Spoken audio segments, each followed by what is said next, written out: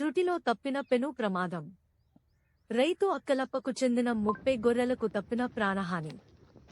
గొర్రె పిల్లలను, ట్రాక్టర్ను అగ్నికి ఆహుతి కాకుండా ప్రాణాలకు తెగించి కాపాడిన మీడియా ధన్యవాదాలు చెప్పిన గ్రామస్తులు.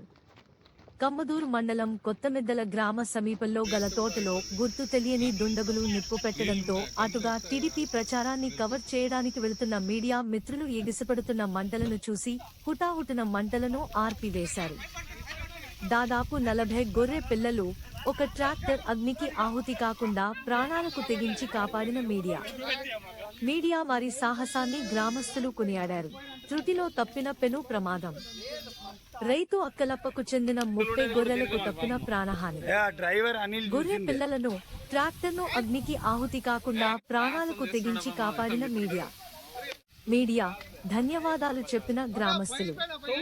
కమ్మదూరు మండలం కొత్తమిద్దల గ్రామ సమీపంలో గల తోటలో గుర్తు తెలియని దుండగులు నిప్పు పెట్టడంతో అటుగా టీడీపీ ప్రచారాన్ని కవర్ చేయడానికి వెళ్తున్న మీడియా మిత్రులు ఎగిసిపడుతున్న మంటలను చూసి హుటాహుటిన మంటలను ఆర్పివేశారు.